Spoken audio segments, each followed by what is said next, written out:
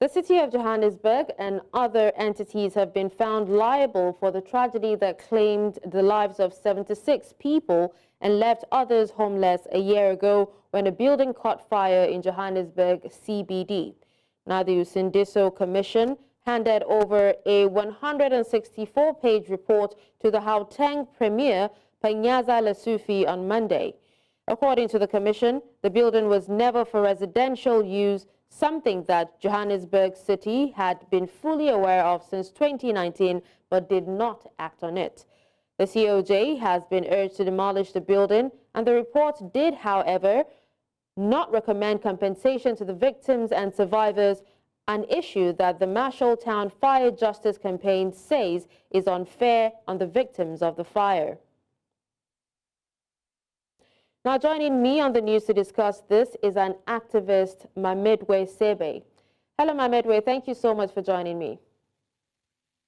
Thank you. It's a pleasure to be here. It's a pleasure. Now, the first part of the report, on the Usindiso fire that, claimed the lives of 77 people has been released. What are your thoughts on the outcome?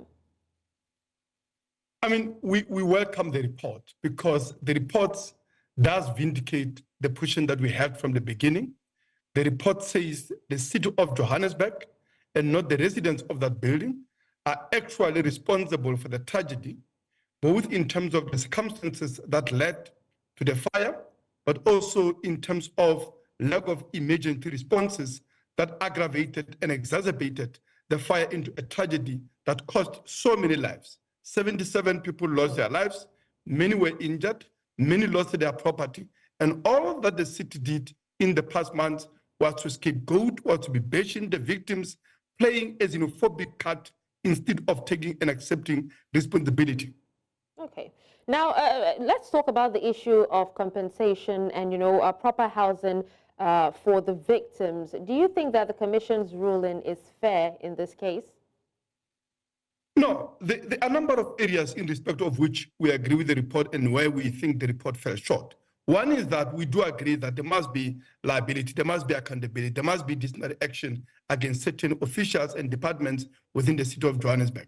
But it doesn't go enough. We want criminal liability and criminal prosecution because what we had was actually a criminal abdication of responsibility and negligence. Secondly, we want compensation, full and adequate compensation, because people who died in that fire were breadwinners, people who were injured were earning a living, and without a full functioning lid or, with the injuries, some of them are able to do that. But also, people lost their assets, particularly the informal traders. And if these people are to rebuild their lives, they need that compensation, they need support, which at the moment they are not getting from the city.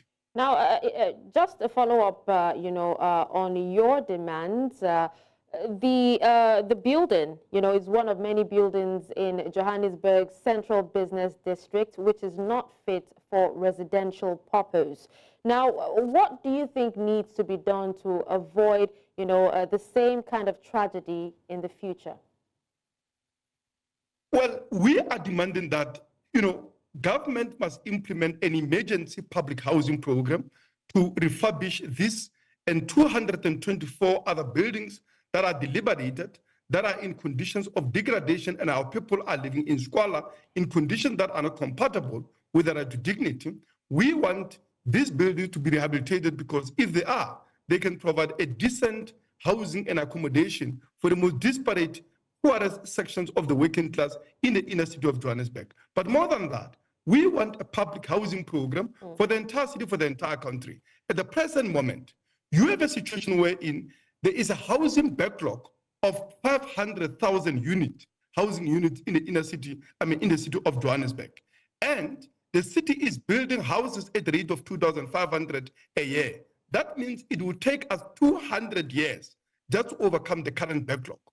13% of the people in this country are living in informal shelters, informal settlements, in conditions of degradation, in conditions of squalor, in conditions not acceptable for any person who we say has a right to dignity. So therefore, we say there is a need for a mass public housing program to ensure that we address the growing housing backlog. Because when the ANC took over in 1994, the housing backlog stood at 1.5 million housing units across the country.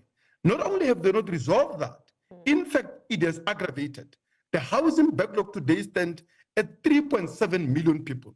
And we need 3.7 million housing units. We need to address that through a mass public housing program that can provide people decent public housing at the same time as creating the jobs that we desperately need to overcome the mass chronic and devastating levels of unemployment and poverty in this country.